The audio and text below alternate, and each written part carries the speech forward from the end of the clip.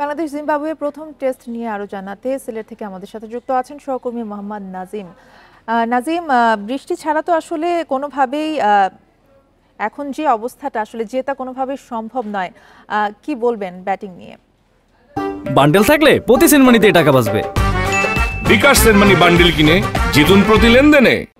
Batting নিয়ে যতটাই বলা হয় সেটা কিন্তু হতাশার গল্পই শোনানো হবে, কারণ আপনার সকাল থেকে এখনো পর্যন্ত বাংলাদেশ যে 174 রানের টার্গেট দিয়েছে জিম্বাবুয়েকে, সেটাই বা আসলে কতটুকু জয়ের জন্য যথেষ্ট সেটা কিন্তু প্রশ্ন আছে। কারণ আপনার এই ব্যাটিং উইকেটে কিন্তু আপনার জিম্বাবুয়েকে আটকানো খুবই কঠিন। আপনার এখনো পর্যন্ত জিম্বাবুয়ের ব্যাটাররা যেভাবে ব্যাটিং করছে সেটা খুব সাবলীলভাবে ব্যাটিং করছে, এবং তারা যে জয়ের খুব কাছে আছে সেটা এখন বলাই যায়। এই হার মানে বলতে গেলে আপনার খুবই কাছে বাংলাদেশ, কারণ আপনার ব্যাটারদের যে এই অল্প রানে গুটিয়ে যাওয়া, যে যতটুকু যে 200 রানের লিডও যদি টপকে যাওয়া যেত, হয়তো বা বোলারদের জন্য কিছুটা আত্মবিশ্বাস খুঁজে পাওয়া যেত। তো সেই জায়গাটায় ব্যাটাররা যেভাবে হতাশ করেছে এবং পরবর্তীতে বোলারদের যেভাবে চেপে ধরার শুরুতে পরিকল্পনা ছিল সেটা কিন্তু তারা পারেনি। নাহিদ রানা কিংবা বাকি পেসার যদি বলি, আপনার হাসান আছেন এবং খালেদ আছেন, তারাও সেভাবে খুব একটা কার্যকরী বোলিং করছেন না। তো পরবর্তীতে এই জায়গাটা থেকে আসলে বাংলাদেশ হার থেকে হয়তো বা কিছুটা দূরে আছে।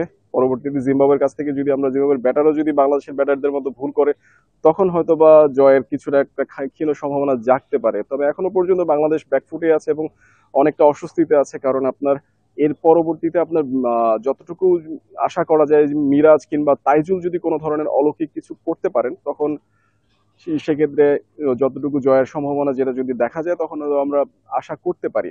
কিন্তু পরবর্তীতে এখন আপনার সবচেয়ে বড় বিষয় হচ্ছে আপনার ওপেনিং জুটি ভেঙে ফেলতে হবে।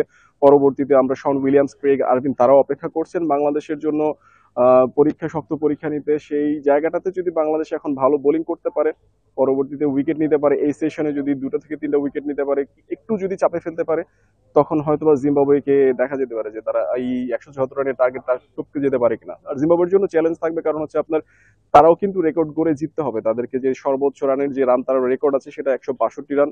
174 রানের তারা যদি রানটা টপকে যায়, তখন তারাও কিন্তু তাদের টেস্ট ইতিহাসে রেকর্ড রান তারা করে জিতবে। তো জিম্বাবুয়ের কাছেও সেই জিনিসটা রেকর্ড গড়ার একটা হাতছানি আছে। বাংলাদেশের জন্য সবচেয়ে বড় বিষয় যেটা হচ্ছে বোলাররা যদি ভালো কিছু করতে পারে, তখন হয়তোবা এই টেস্ট থেকে ভালো কিছু আশা করতে পারে। তাও সেটা সম্ভাবনা খুবই ক্ষীণ। বাংলাদেশ এই জায়গা থেকে হয়তো বা হারের খুব কাছাকাছি আছে। এখন এখান থেকে যদি অলৌকিক কিছু হয়, তখন পরিবর্তন হতে পারে ম্যাচের ফলাফলে। একদমই তাই। মোহাম্মদ নাজিম জানাচ্ছিলেন সিলেট থেকে।